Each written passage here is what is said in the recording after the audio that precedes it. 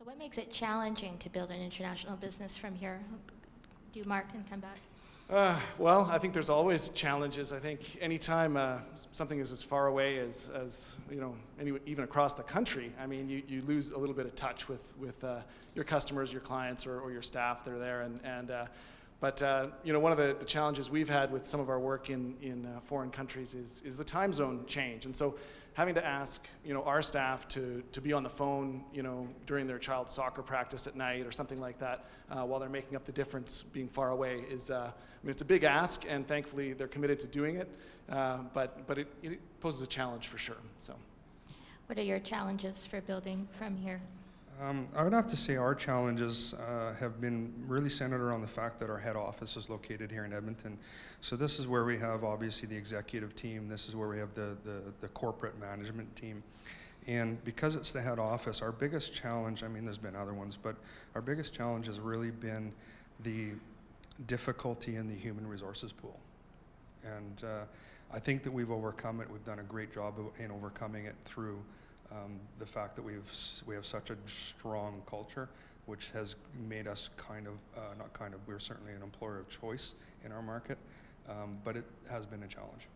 So to what extent has that challenge actually been the spur for some of the innovation that's made you a stronger company? Well, it drove it, to be honest with you. I mean, the reality is in 2007, we found ourselves, continually trying to figure out, and I actually coined it with our other plants across the world, is we had to adjust the changing dynamics of our labor pool.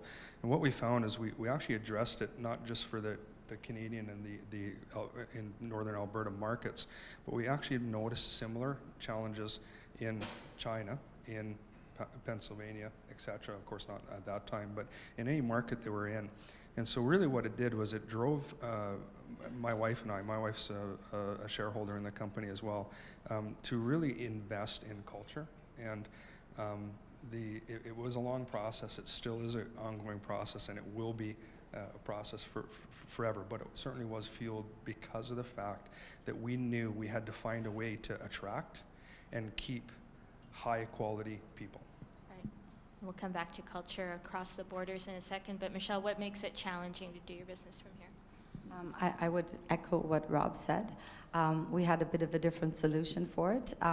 So obviously we do translations into and from any language, and finding translators. So the question was, when we were growing, do we hire in-house translators? And there just wasn't enough people, Edmonton being the size that it is, that we could recruit enough qualified resources. So what that did for us also is drive a different business model. So we have over 2,000 translators in over 30 different countries, and we have project managers and offices in different countries. And of course we deal with all these different time zones all the time.